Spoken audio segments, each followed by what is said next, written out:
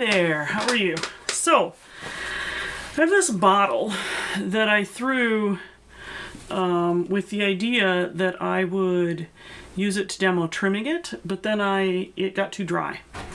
So I'm going to demo doing a technique that is a really sort of fast faceting technique that you can do with a rasp, because the walls are a little thick, and I want to thin it down a little bit, and I don't want to just toss it because I'm perfectly happy with the shape and things, but it's a little heavier than I like. So I'm going to take my rasp and I'm just going to hold it like this, and I'm going to rasp the edge here until we get a flat spot on each of the, and then you turn it and you rasp it again. You do this,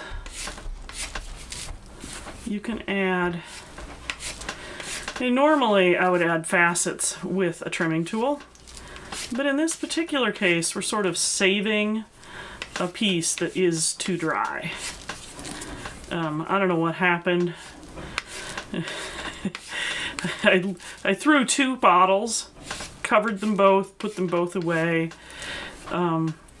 ready to demo trimming, and one of them was just about perfect, and this one was so dry that it fell off the bat when I picked it up. Too dry. So now we've got some faceting on the bottom there. I'm going to go ahead and facet at least one. I may facet the whole thing. So then I tend to pick the place where the two facets meet to facet again. Let me show you so that you have, I don't know if that's showing the way I want it to. So here's the bottom facet and here's the next facet. So you kind of alternate them. I'm going to go ahead and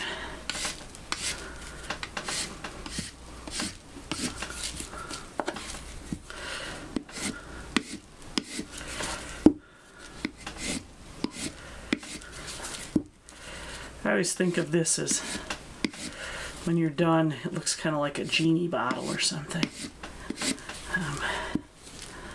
I don't know. Did you guys watch I Dream of Jeannie when you were little?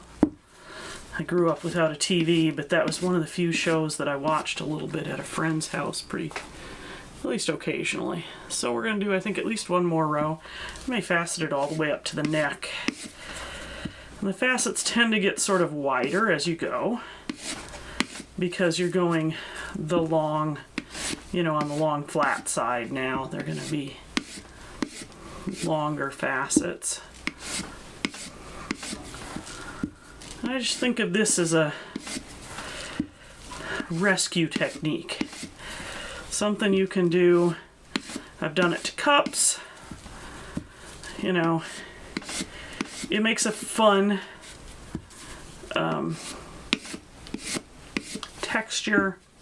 The glaze breaks nicely over it, and it saves your piece. So I think we'll do at least two more rows here so that we get up over the shoulder, or up over the, I don't know what to call this part of the, up over to the top of the body.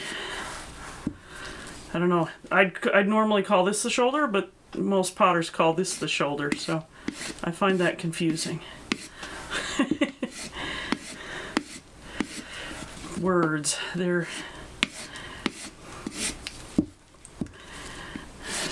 don't always mean what you think they mean, I guess. Alright, let's see.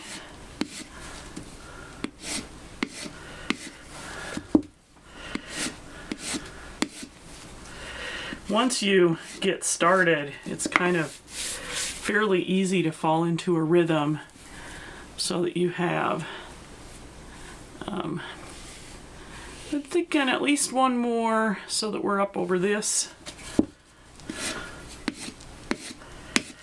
Maybe even one after that. We may not have room though.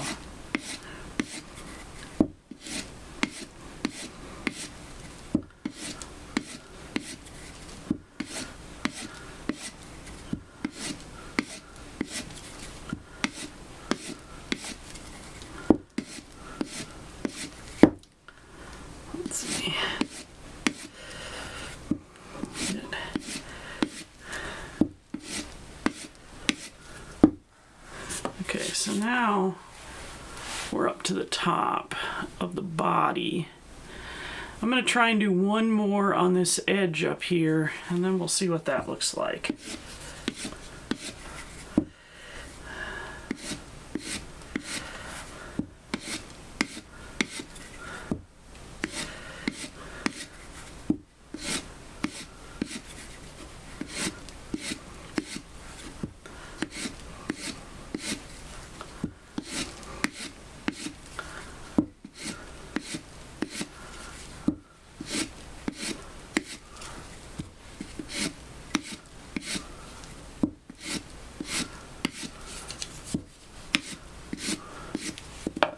Alright, so what do we think? I think maybe even one more if we can fit it in. Let's try it.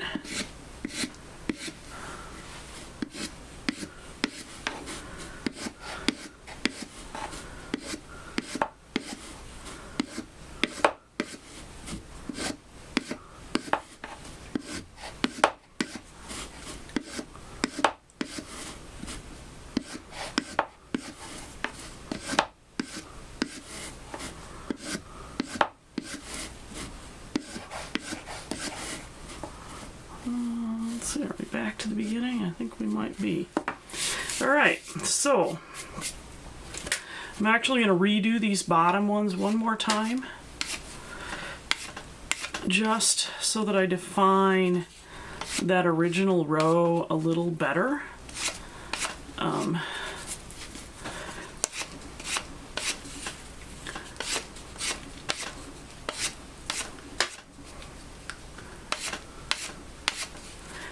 And then I'm going to clean the entire thing off with a damp sponge to get rid of the rasp marks, which a rasp tends to leave lines. So I'm going to take this. Now, you wouldn't have to if you liked the way it is. I guess you could leave it. But I'm going to clean it up a little bit and soften up the facets a hair by running a wet or damp, it's not really wet, sponge over it.